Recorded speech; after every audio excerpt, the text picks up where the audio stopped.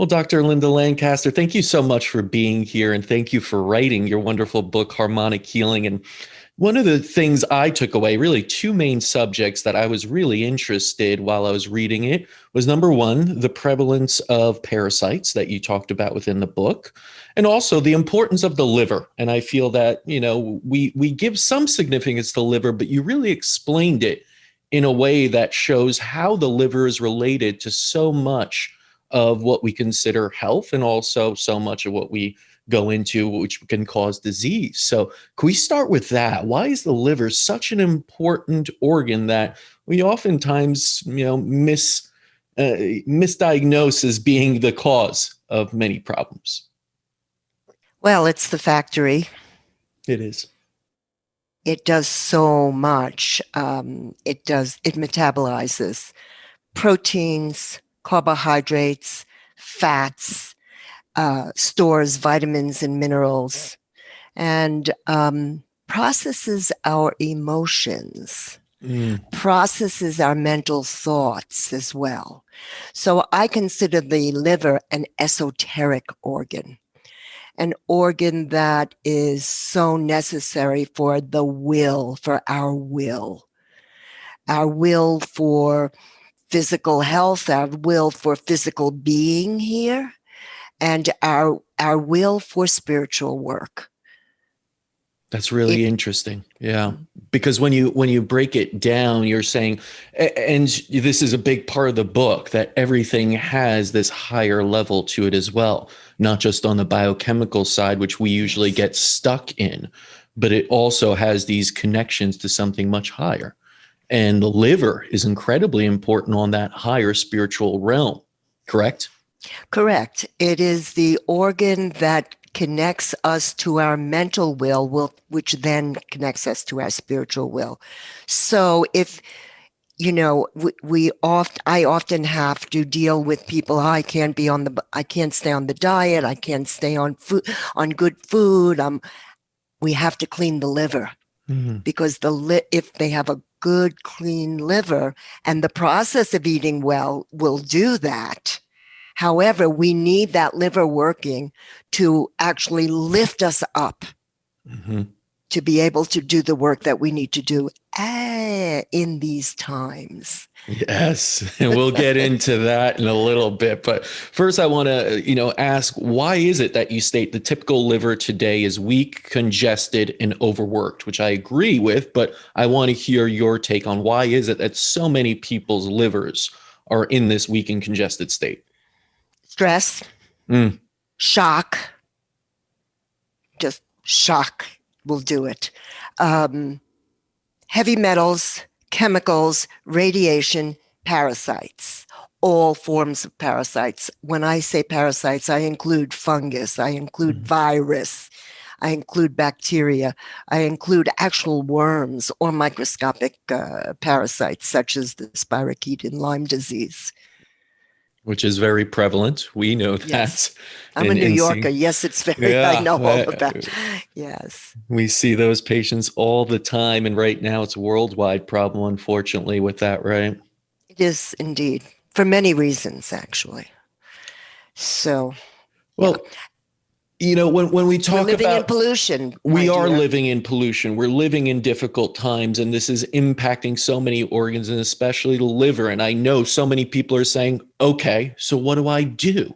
Right? How do I bring it back? And I think your book did a remarkable job of giving you solutions such as a diet, such as cleansing on the emotional side and everything. But let's start maybe with the Harmonic Healing liver cleansing program and the diet specifically. How do we eat then to re-engage our livers back to proper functioning? Well, first of all, I don't really like to call it a diet. It is the food we eat. Yes. It is the food that I continue to eat. It is your lifestyle. It is your habitual nourishment, you could say. Yeah, I would say that. And anybody who understands nutrition would say the same thing. Yes, we go a little stricter on the Harmonic Healing liver diet. So there's a strict level, there's a modified level, and then there's a maintenance. So we're always on the maintenance, but room to relax a little bit on it. I mean, I'm a person who lives in the world, so I'm not an extremist at all. But you can take 3 weeks to do a strict liver cleansing diet, and that is protein and vegetables And what type of and protein? fruits. Because that's really important to a lot of people, because people say all red meats. There's both an attack, and I see there's also a lot of the carnivore diet people that are all about just lots of red meat. So there's a little bit of this, which side are you on? I think maybe the middle might be best, but what are your thoughts about protein and how to get that into the system and red meats? Well, protein comes from the Greek word proteus. Mhm. So it's the creative force. We all need protein. So good quality protein can be lentils, Mhm. it can be legumes, it can be eggs, it can be red meat, it can be chicken, it can be fish. I avoid nuts on the first part of the cleanse. Nuts is another protein, but nuts are a concentrated protein, and they can clog up the liver if we just eat it like popcorn. Oh, Mhm. I'm just eating nuts and vegetables and fruits. You're not going to clean your liver if you do that. I'm not against nuts, but I'm against it for the first 3 weeks.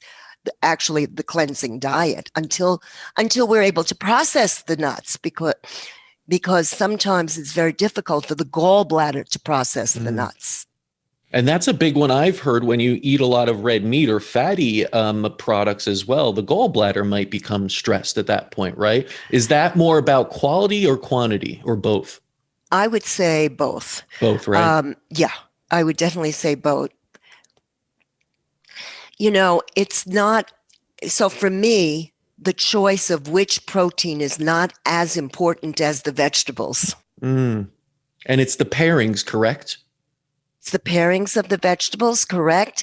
And it's also the fact that those vegetables have an electromagnetic energy. And this electromagnetic energy is what actually feeds our etheric body, which then feeds our physical body. Now we're getting into the energy and the harmonics of it. So my liver cleansing diet is a lot of vegetables. I recommend beets on the cleansing. If we're going to have fruits, apples are great. I use a citrus liver cleansing drink and first thing in the morning to flush after a long night's sleep. I use lots of green vegetable, all color vegetables, Hmm. eat the rainbow and eat every part of the vegetable. Hmm. You know, you you want the stalk, you want the root, you want the leaves, you want the fruit of the vegetables, you want the flower. So, Hmm. you want your broccoli, you want your celery, you want your carrots, you want your beets. So, have a varied parts of all the parts of the vegetables. In fact, if you take a vegetable and turn it upside down, okay, so now you have it's now man. That's so if you're going to feed the brain, you give it carrots and root vegetables. Mm. If you're going to feed the lungs, you give it leafy vegetables. I'm going to have a great soup in the recipe book. I don't know if you looked at my recipes, but half the book is recipes and how to Yeah. cook and the right way to cook. My way. I don't know if it's right, but I've done it. I've been telling people this for 40 years and it's been Yeah. working. So I have it's called Passato di Verdura, and it's a green vegetable soup, and it's got kale and spinach and dandelion Mm. and in the soup, and you just slow cook it and blend it. And that's a great soup for what I call dense nutrition. Yeah. And how do you feel about raw vegetables and fruits versus cooked? Because I even know this, and this is another topic that's being very much debated upon, kale. Is it a superfood or is it actually toxic? And you can look at oxalic acid in it, and sometimes it's a kind of, it picks up on the heavy metals in soil. So what are your thoughts? Because I know you had a blurb about it in the book as well, and I'll let you discuss that. Oh, thank you. We have found that raw kale can inhibit the thyroid Mm, because of the factors that are in the kale. So if you're going to eat kale, you cook it. hmm And now you're going to ask the question, should we eat raw or cooked? I think in the summertime, it's great to have salads. hmm For most of the year, and even in the summer, cooked is much more easier to digest. Most of us do not have the digestive fire. So we use the stove. The stove is the fire. This is an Ayurvedic hmm idea anyway. I mean, it's not my idea. Oh, cooking is better, but cooking is better. Slow cooking is better. So if you can have your vegetables cooked slowly, I put it in a Le Creuset pot or a staub, and I wash all my vegetables and I put that much water in, put the cover in, put it on low, and check it in 10 minutes, and they're perfectly cooked. Just perfect. Simple. Simple. This is simple. Yeah. Feeding ourselves should be simple. And that's And the thing. I feel like, sorry to cut you off, but I feel like too no, many people have that poor relationship with food where it's too complex to cook. It's too much time. I don't have the time anymore. It's go, go, go. And I need to order out just quick things and eat it on the run. And I feel that alone. You're putting yourself in a sympathetic state while you're eating, which is bad for digestion. It's yes. stress. It's probably poorly prepared food. It's not The high wrong quality food. oils, the wrong Right. oils, cooked at high heat. Right. So talk about that, even the oils, because I know you have certain, and even grapeseed oil and others that, again, some people have very strong thoughts on seed oils versus olive versus things like ghee and have high temperature points. So what are your thoughts on using oils to cook? Well, for cooking, you need an oil that's going to be able to tolerate heat. Hmm I have found grapeseed oil, and I've found ghee. You can use hmm ghee and sesame oil. Those are the three oils I mainly use for cooking. Olive oil is my most favorite healer in my whole diet, but it needs to be raw. You hmm need to really have that good green olive oil to heal the liver. That's why I use it in my liver cleansing drink in the morning in a raw Yeah. state. I like to steam my vegetables the way I just told you how I steam them. And then I like to put olive oil. We always have olive oil on the table. It's hmm a condiment for us. Yeah. So I use it in my salads. I use it on my steamed vegetables. It's great for just flushing the liver, flushing the gallbladder. If you eat a clean diet, hmm you eat a clean diet with good quality olive oil. What I mean by clean, you know your sources hmm of food. You whether we eat meat or not is not my issue. mm If you're eating too much meat, you shouldn't be eating too much meat. You know, a big steak on the plate is not my idea of a healthy diet. Yeah. But a small piece of beef or hmm bison or chicken or fish is fine with. So if you have your plate, hmm you have your the size of your palm is very good hmm of your protein. The rest is vegetables, Yep. but not a million vegetables. Two vegetables is good. 2 to 3 vegetables. Don't make food so complicated. hmm 3 vegetables is really. I do lots of stews just with 3 vegetables. And I'm sure they're delicious. They're very good. Right. And that's, Yes. you don't have to get complex again. Simplicity is key here, cooking it, making it in small moderation, of course. These are all sensible ways to go about anything in life. And, Yes, it how we is. nourish ourselves should be that way as well, correct? Absolutely. um, you know, food I am a foodie. Yep. I love to go to really wonderful restaurants who use my philosophy, and there are many of them that do now. Hmm. Um, I like to I after a long day, I put in an 8 to 10 hour day every day. And when I'm done with my work, I like to come into the kitchen and chop vegetables. Mm. It's therapeutic for you.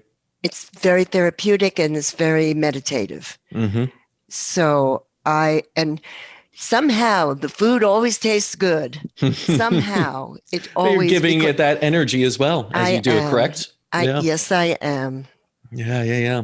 Now we know the vegetables are good. The small moderation or moderation in meat is good, and protein. But what are some of the foods you would say that you can't touch, that you should stay away from? Because you could talk about alcohol and caffeine, probably limit in some ways, right? Limit, yes. Limit. But so be able to have the ability to socialize also. Okay. So it's not I'm not incredibly against restrictive. alcohol Okay. in moderation and for the proper occasion. But when you're liver cleansing, you Yeah. usually don't do your alcohol. Yeah. But a fine bottle of wine to share with friends, I'm not against that at all. Hmm. Um, I like to use old world wines, not ones that can be contaminated. I'm not Right. going to mention any names, but the things that I am the foods that I'm against, really: Hmm. shrimp, Hmm. lobster, all the scavengers, Scavengers, bottom feeder. Why bottom is feeder. that? They're just eating the garbage from the bottom of the ocean. Mm. Do you think even on an energetic level that's not good? There are scavengers in themselves, and that's Right. why they are not kosher. Right. Okay. And the kosher laws were not religious laws. They were health laws Hmm. that were put into the Bible, but they were put because they needed to keep the food clean. Mm.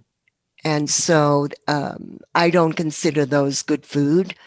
Um, what else?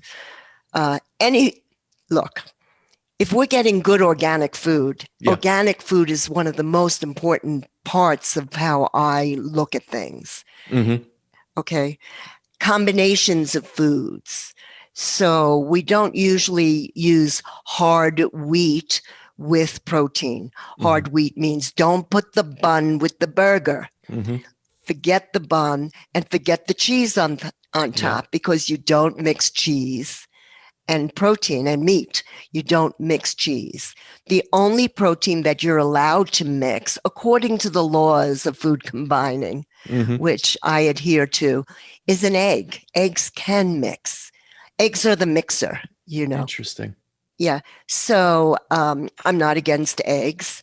I'm, as I told you before, I wait for nuts until later, until you can digest it.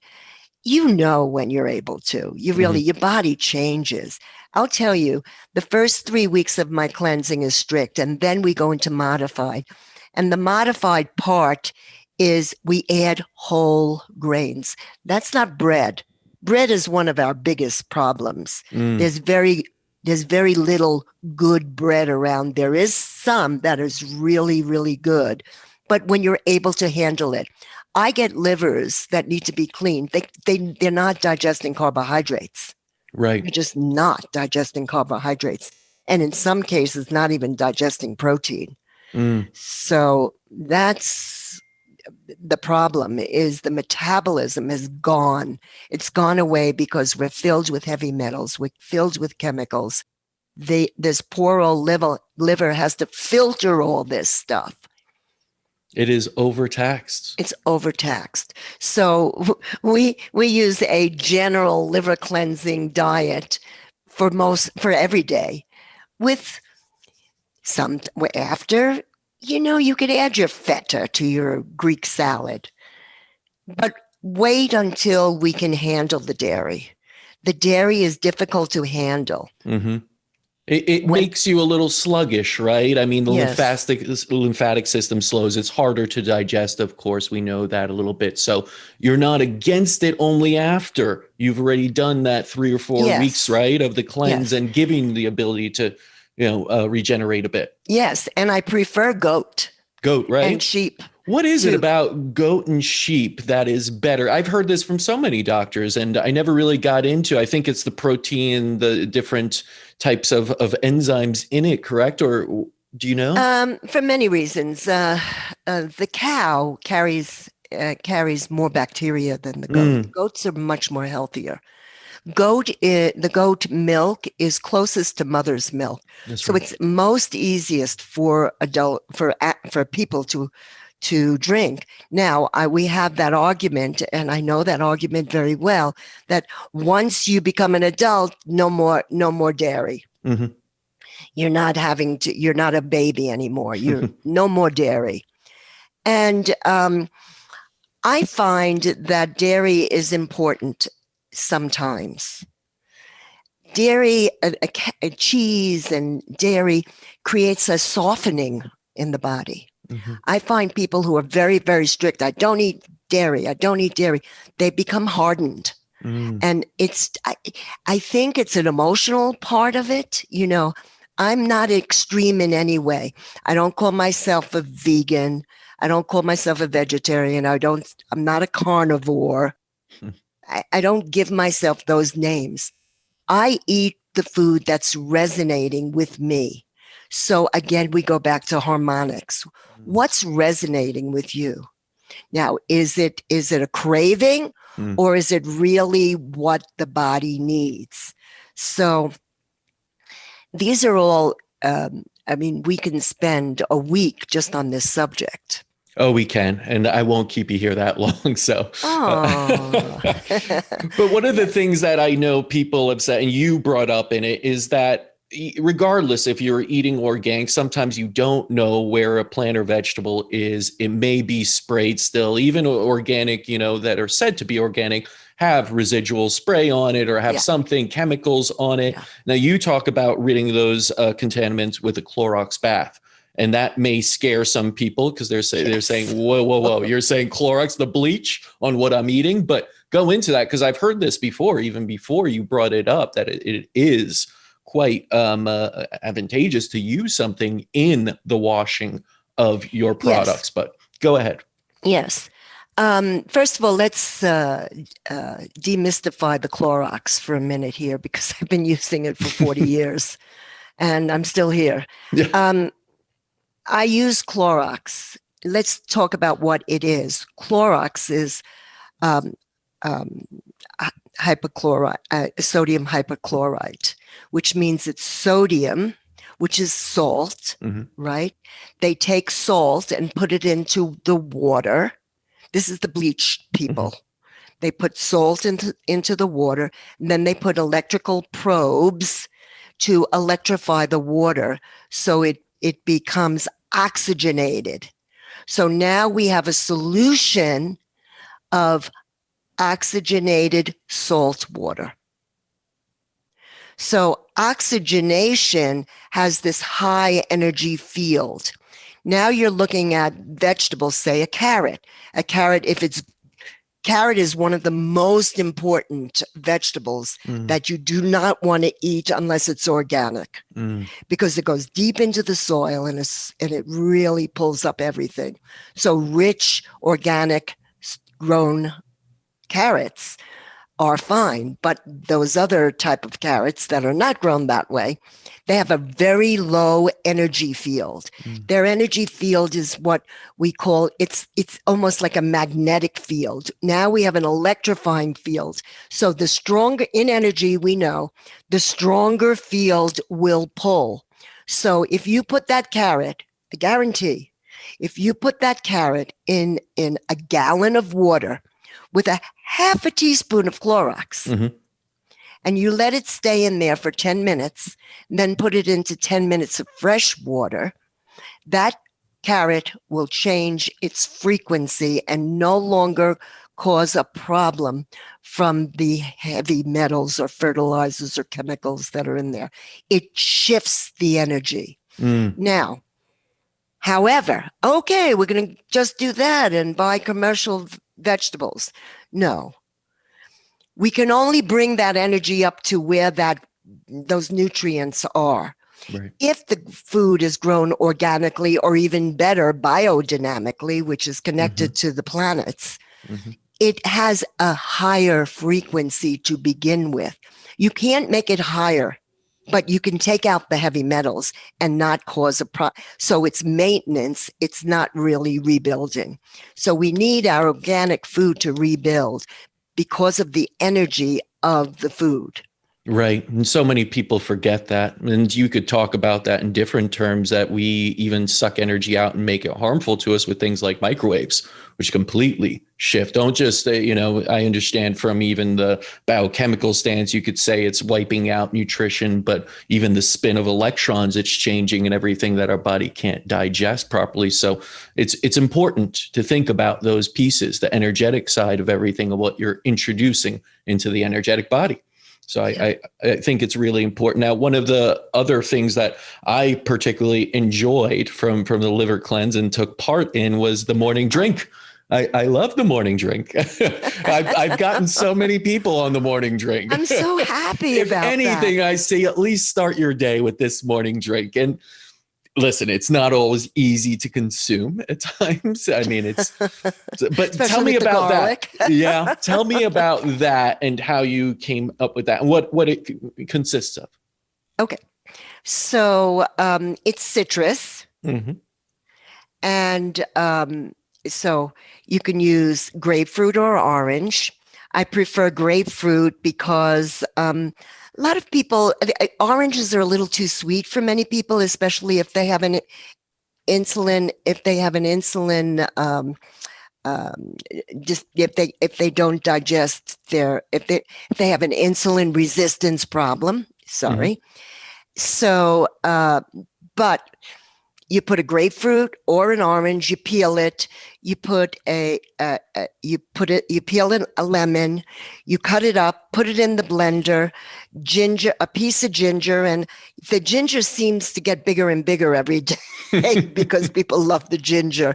A clove of garlic, a nice tablespoon of flaxseed ground, throw that in, a little bit of cayenne, and olive oil. Yep. Good olive oil. And you blend it with some water. You don't cover it to the top, but put enough water so it's like a smoothie. It's that consistency. And it's delicious. And it's the first thing that you're eating in the morning. It is food in the morning. So you've slept all night. You wake up, you've been fasting. So nothing's in your body. All of a sudden you get this citrus coming through with the olive oil and the garlic cleaning out stuff as well. And the gallbladder just goes, and it just flushes. Yeah. And it's the gentlest flush for the gallbladder and liver and kidneys. It works very well on flushing the kidneys. So I like doing that for at least the first 3 weeks of liver cleansing. But I have people on that drink for years. I have to say, can you get off of it for a little bit? Have some oatmeal, So, but people just love it. Yeah. And it's originally from, I'll tell you, it's originally from the work with polarity. The polarity, it's an Ayurvedic system of cleansing the liver. And I've learned it when I was training in polarity. And I started using it for all my patients. I adjusted it a little bit, and then there are those people who can't do the citrus. They really can't. They've just got too much acid reflux. There is a green liver drink, which I use, which is a green apple, celery, cucumber, and a big handful of parsley. And and you blend that. So there are there are ways around it. I like first thing in the morning just giving us a nice flush. Right. And how do you feel about other flushes that have become quite popular, meaning you have medical medium, which is celery juice, every morning as a flush. You have others that just still stick to milk thistle, or others that are intermittent fasting or just fasting, or you do the prolonged diet where you do very little. What are your thoughts on these other ways? I think all things are not for all people. Right. Makes So, sense. yeah, I mean, I know the benefits of celery, Right. but I think it's too extreme to tell everyone they need to drink celery juice every morning. You can do it for a period of time and see how you feel. And if that's what we want to, I mean, it is a good method, but everybody is not going to do that always. Right. I like the idea of the citrus because of the high amounts of vitamin C. And during these times, it's really important. And the way we peel the grapefruit and the way we peel the oranges leave some of the white. The white is the bioflavonoids. The white is for our connective tissues. So if you want to stay healthy and keep your muscles strong, we need those bioflavonoids. Right. So I think there's more. I don't think it's not one thing for everybody. That's all. There's no I'm one not going to size fits all in health, right? No, there People isn't. don't get that. People don't. We're They like want snowflakes. exactly. We're all Exactly. different patterns. What's your pattern? My cleanse and my book was for the general Yeah. public. You can give it to your neighbor and they will get something out of it. Because I think variety and seasonal and good organic is most important when we choose our food. And you go to I love shopping for my fruits and vegetables. It's one of my favorite things to do, actually, because I can just reach, oh, it's artichoke season. We're going to have artichokes now. That's a liver cleanser. Oh, it's summer. We're going to do a lot of zucchini soup because of all of the hydration that's involved with the zucchini.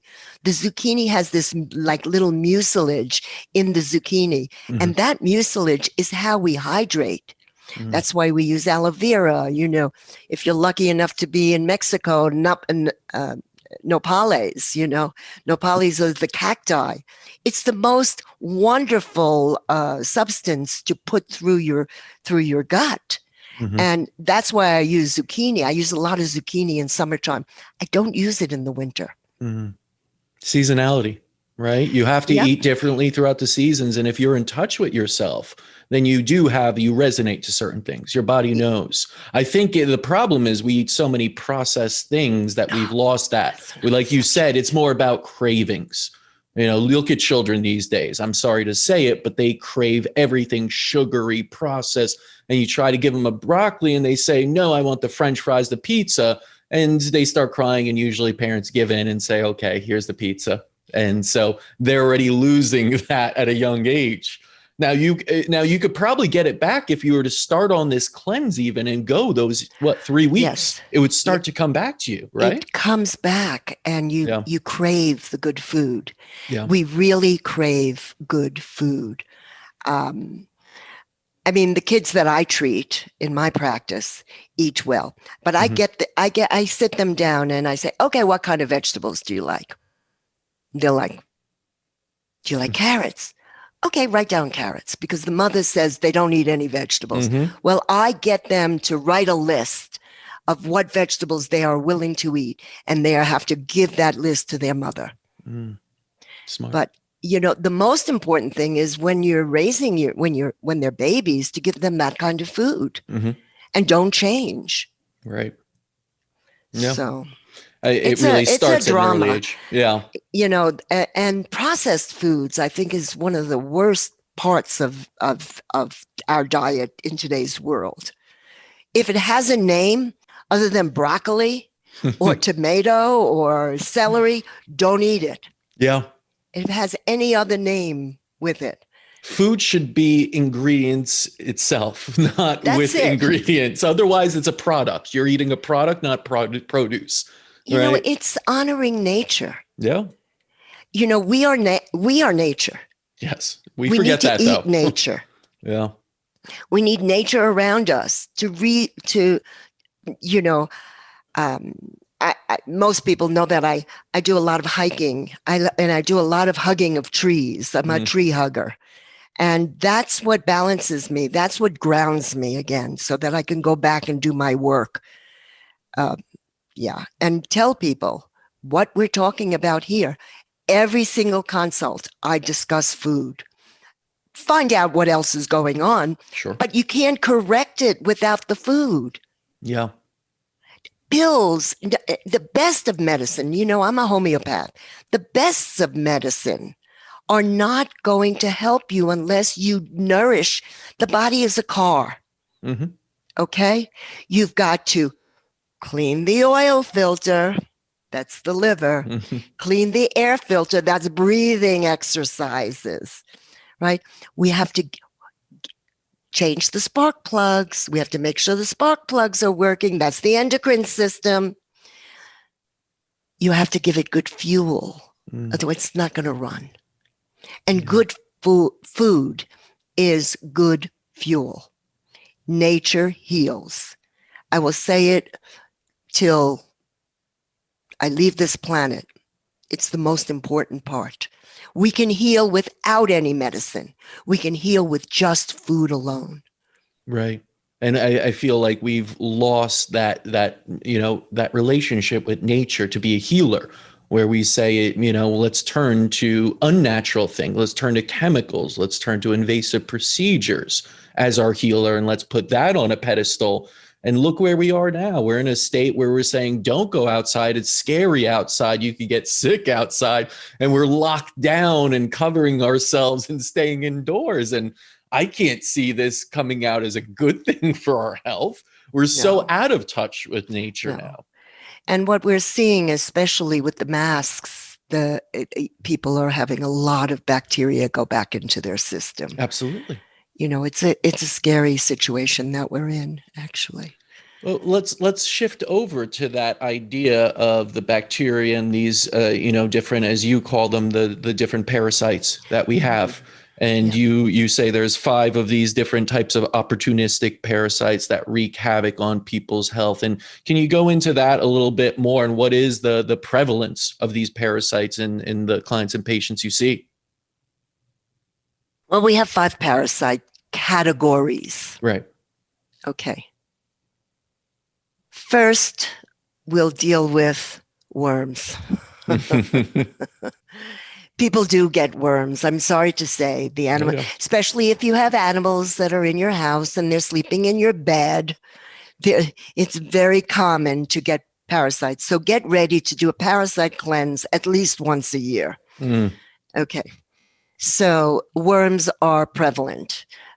Then we have fungus.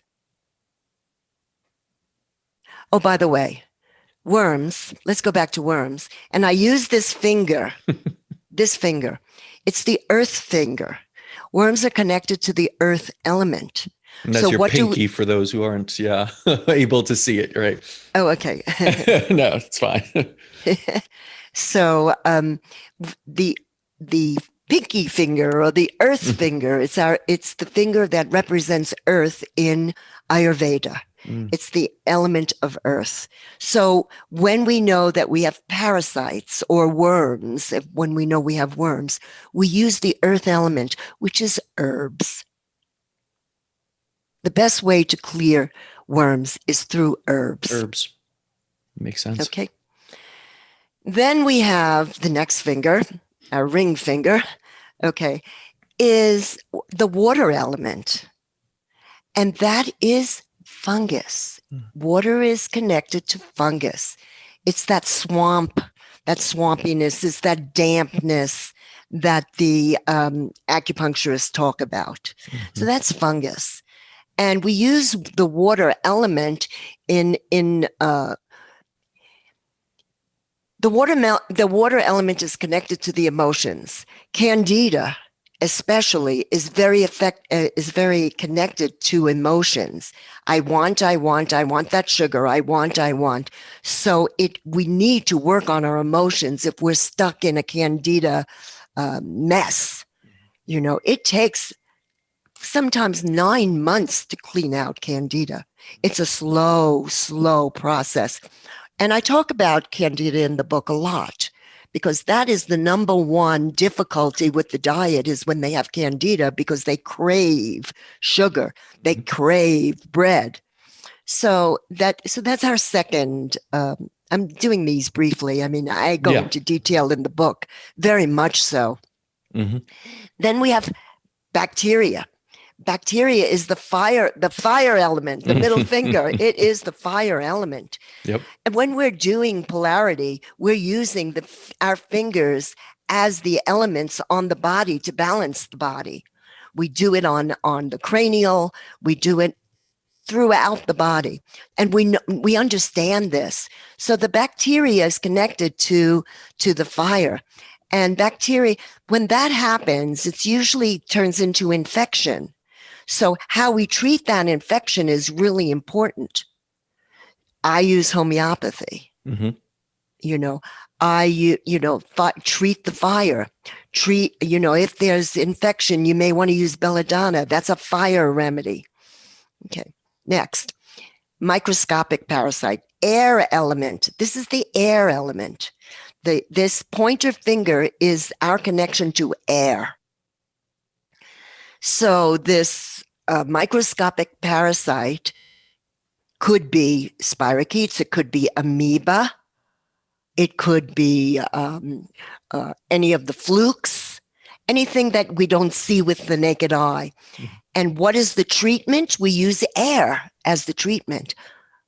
That's when ozone comes in. That's when, that we treat even infections by deep breathing, by the oxygenating herbs, oxygenating formulas. And there are many, and I'm not going to go into them. So that's the microscopic parasite. For instance, in Lyme disease, I use oxygenating herbs, which I use cayenne and cranberry for my herbs for Lyme disease. Okay, now very, very well known these days, parasite, because parasites are anything that lives on you. We're the host, they live on you. So we have virus. Yep. Okay.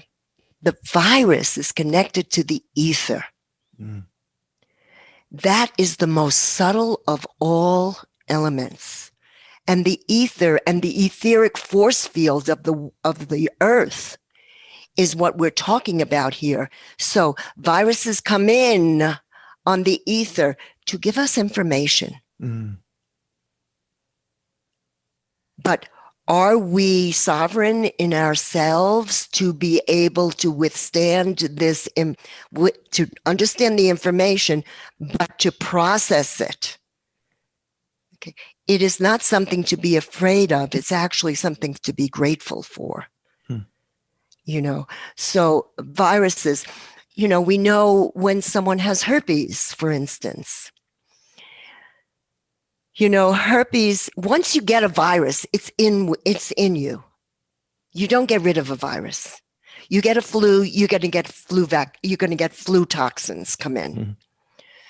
So, okay, you get herpes. Okay, I'm going to eradicate herpes. Good luck. Because that doesn't happen. You might think you eradicated by putting yourself on Zovrex for the rest of your life, but you still have the herpes. Right.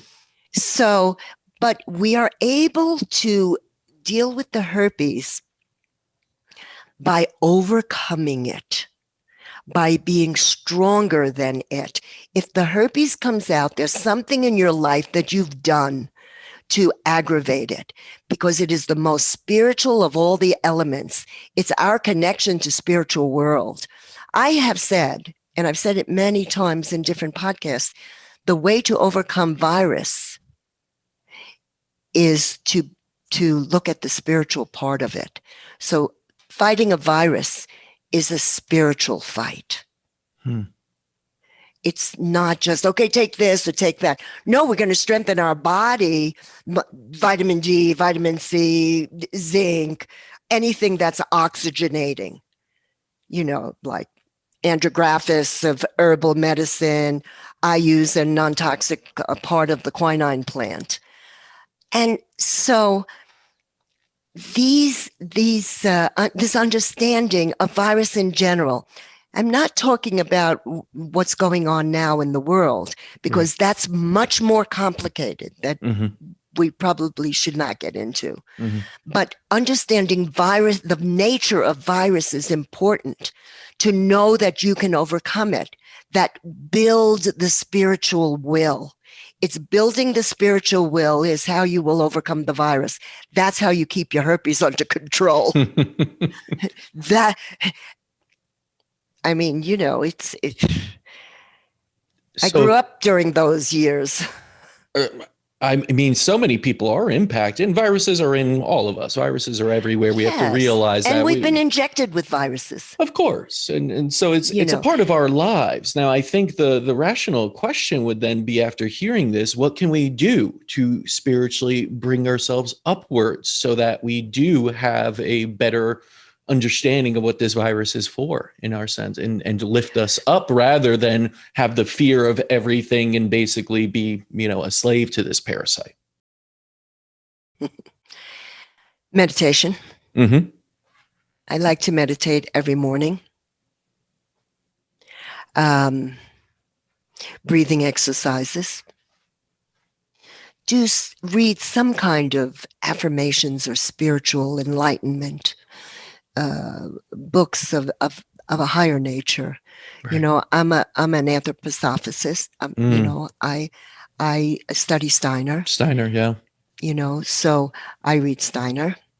I read books on Buddhism. I read books on Hinduism. I do contemplative prayer, which is a whole nother, more modern idea. And I was lucky to be able to meet some of the leaders in that world. So dance, ceremony, bless your food, realize that you are not here alone, that you're part of the world, you're part of the community. Understand that God is in all things. Nature, hiking in nature, hugging trees.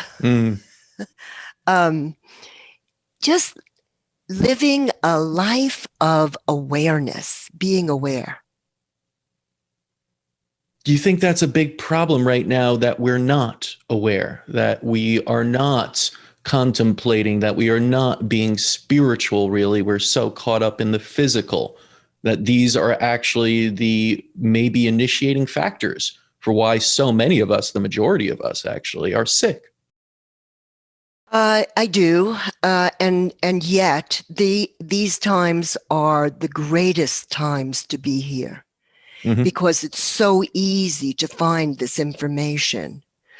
When I first started all this, there was no Google, there was no Zoom, there was no podcast, there was none of this. You had to look within. So, I had a spiritual awakening when I was 11. So I just looked at things differently. I was weird. I was doing yoga in 1970. I was weird. It's good to be weird. Yeah, now everybody's healthy. It's totally different, little girl, Brooklyn girl growing up and experiencing some strange things. Well, it led you to where you are now and sharing those experiences to help others through the book. So I try to keep it peaceful, even the book. If you look at the book, it's peaceful. It's not scary at all. I bring out some of the scary things like radiation and chemicals and heavy metals. We need to be aware of it. Come on.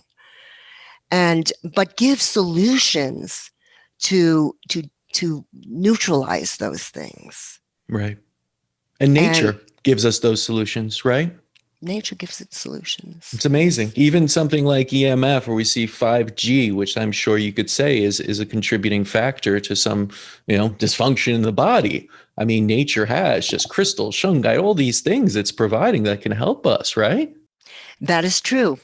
And our own strengthening of our etheric body and our will, because what we're looking to do is to get that etheric web around us stronger.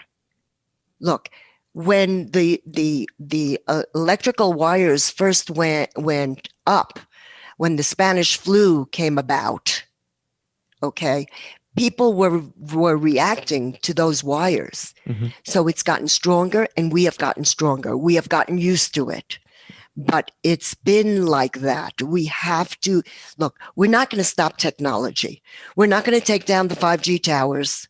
Get over it. It's not happening. Mm-hmm. We're going to learn how to live it and transmute that energy into our own energy.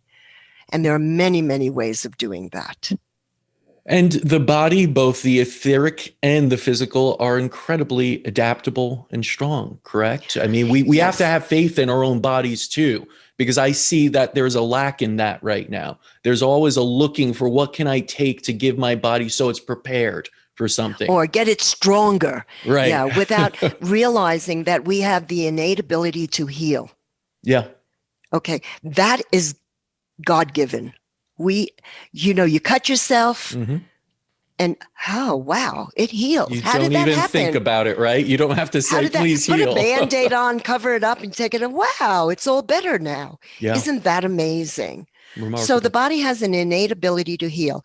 But let's talk about the body for a minute, and the physical body, because the physical body and the etheric body are together. Right.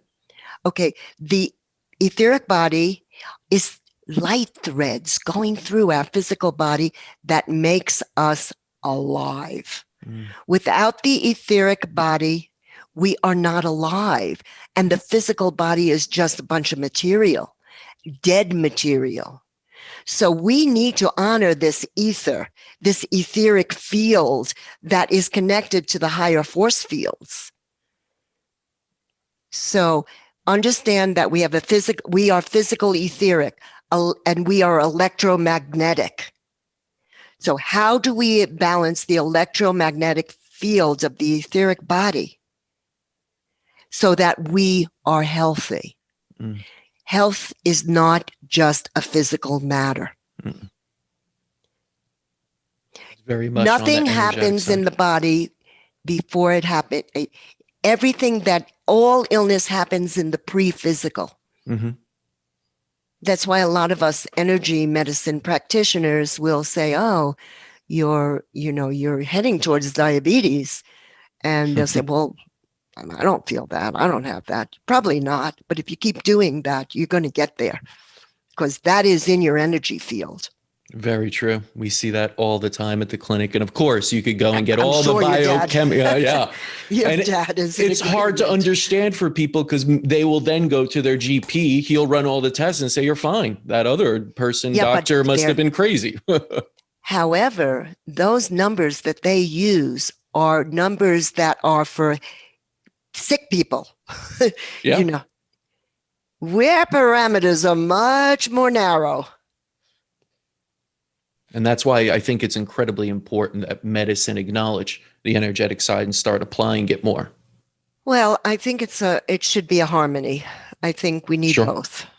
I'm one for integrating all things. Yeah. There's a place for everything. When you get into a car accident, you want to get into the best ER you could find. Absolutely. Yes, and they're very trained and very good. I think it's the long-term chronic care that really needs in other influences. Yeah. But everyone deserves a seat at the table, and that's what I say. Put the patient in the middle and you'll find who comes out best. Sometimes it's the conventional side that they need at that point in time, but then it moves on to the energy and other, or it's all of them at once. Everyone's different, like you said. So I always said, we need to put egos aside in medicine and come together as a whole to help Yes, the person in exactly. need. Well, hopefully you'll get there. I'm really hoping. But Well, I'd be remiss if I didn't bring up the situation just for a second that we're going through in 2020. And not to say let's discuss it or let's debate or anything like that. It is where we are. But I'm hoping maybe you could give some energetic lessons that we could take away. And how can we put our best foot forward into the future as we're still going through this? And so many people are fearful and doubtful. And that's the pandemic I've seen, is fear. that's But right. what lessons do you feel like, even on that etheric side, people can take to move forward out of this? Well, the biggest one is fear. Mm-hmm. And if we really look at the numbers, I know. if we look at the numbers, we realize that most people survive this. Yes. Most people survive it, just like we survive flus. Mm-hmm. I've seen a lot of patients during this period with COVID, Mm-hmm.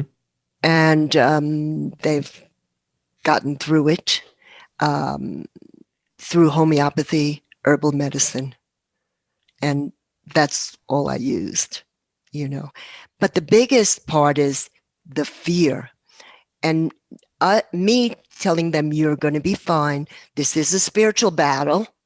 The virus is there affecting you, but we do the same things we always do. If you've got a fever, we take belladonna. If we've got a dry cough, we take bryonia. If we're scared, we take arsenic malb or gelsemium with chills up and down the spine. So, I've done lots of talks on what to take at home, because it's taking care of it right up front as fast as you can. You start having a cough, take a dose of bryonia. It will change things, because because at this point we have a vital force. That vital force is in our etheric field.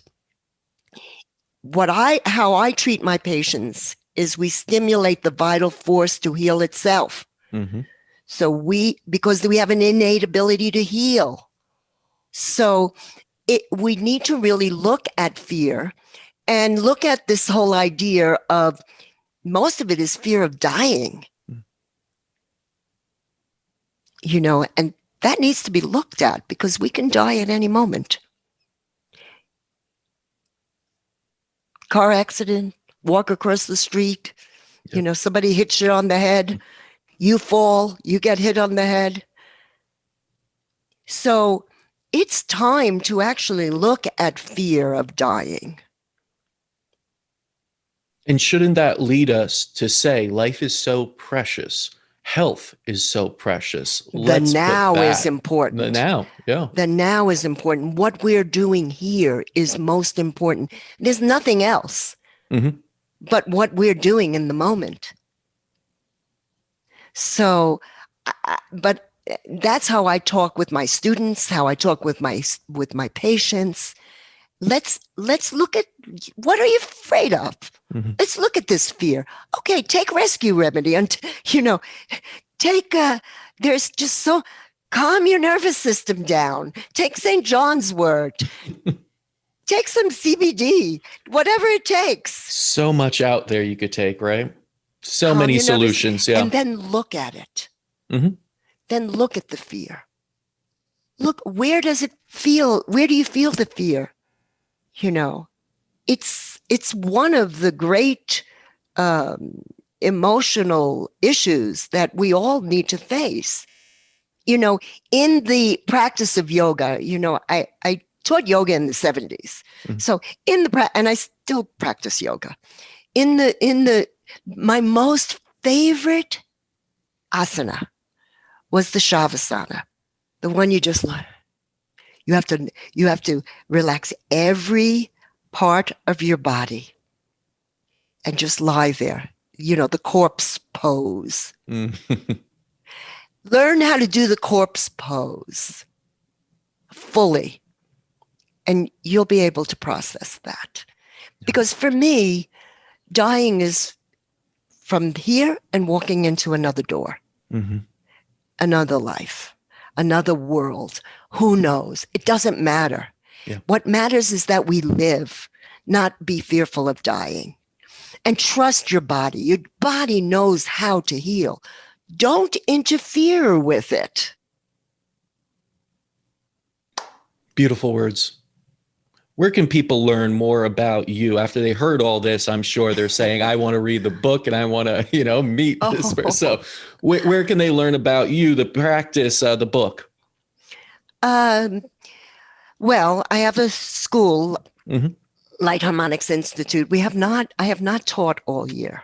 I have kept my schedule open for my patients all year because they're coming out of the woodwork. I haven't spoken to you in 5 years, but now I think I better. I've been following everything that you do. Tell me what I need to do now. So I left my practice really open for that. But we have Light Harmonics Institute, and there's a website. We will be posting classes soon. Of course, Harmonic Healing book by Linda Lancaster. That's me. And we have an Instagram, Light Harmonics. We'll be starting to do more recipes and fun things. So look those up. We'll link those up. Yeah, we'll link those up. And I have a foundation. Okay. I have a nonprofit foundation, which again, this year, we did not have a conference, first time in many years, Global Foundation for Integrative Medicine. It's gfimusa.com. You could look that up. You can become a member and get wonderful videos of, Dietrich Klinghardt and Zach Bush and Terry Tempest Williams. It covers the gamut of the earth and what's going on and what we need to look out for, what's coming in the skies, and find ways. I like to not scare people with all of that, but I like to give simple things that don't cost a lot of money. People should appreciate that. Yeah. Yeah. Because we have simple solutions, and the book is amazing in providing those simple solutions. Again, nature provides the solutions. We don't have to go too far. We don't have to overthink this. We all have the ability to heal within us. We just got to reconnect, especially on those levels, mind, body, spirit, with a more natural approach, which, the book did a wonderful job. So thank you so much for that. And thank you so much for your work. I feel so, in resonance with it. Yeah. And that's why I had to reach out. I read the book a while back, but in doing this podcast, like, who do I want on? I want people who understand it, people who speak the same language in that way. And it is about connecting with like-minded people. That's a big part of it, right? Get your community. Yeah. Build your community, but be open to share your community and teach others. Yes.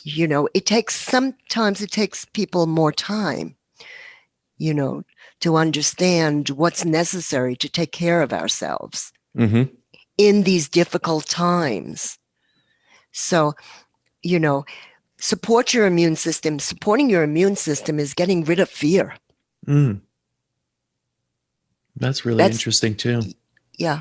And a lot of people are still in shock. I wrote about that.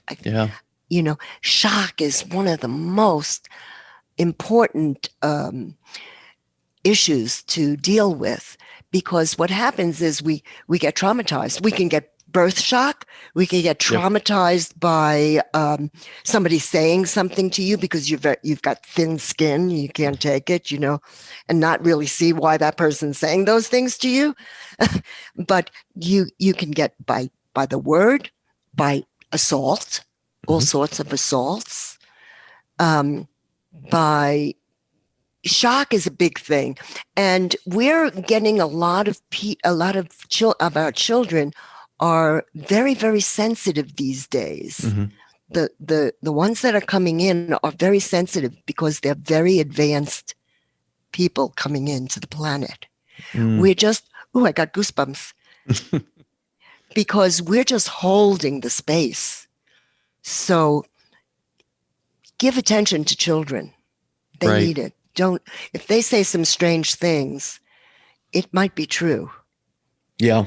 And that's the future. And unfortunately, like we even mentioned earlier, we're not exactly cultivating a healthy childhood if we're feeding them poorly, if we're scaring them right now, locking them down, keeping them from being around other friends, from having a normal childhood and playing and doing all the things they should be doing and interacting, building that social kind of interaction that they need so much to become healthier individuals themselves. I mean, this whole situation has become so difficult, and we're just so deep into it Yeah. without really. I think some light will come onto the subject soon, Mm-hmm. and I think this will pass. I am an optimist. I'm always been an optimist, Mm-hmm. so I do think this will pass, and we've learned a lot from it. We have. And I think we're still just How to be with processing that. how to be with ourselves. We've Yeah. learned. Yeah. And Yeah. that's been difficult for a lot of people for sure. Very difficult. Yeah. And for others, it's been like a break, a Mm-hmm. chance to really look within because we're not going to live forever, Mm, that you know, is the truth. and yet we will live forever. Mm-hmm. Our soul will live Mm-hmm. forever because when we die, our physical body will be here, left on earth as earth material. But that etheric force field will lift up with our emotional and our mental memories. Right. Energy never dies. It just No. transmutes, right? That's it. Yeah. It Yeah. just shifts on. So, well, those are some positive words, I think, to Yes. leave on. No fear, stay positive, stay, in that healthy mindset. And I think Let that's go, let go, let go. let go. Beautiful words to end on. Dr. Lancaster, thank you so much for all this. Really such a pleasure to connect. Oh, it's very nice to do so. And I'm honored. Thank you. Thank you.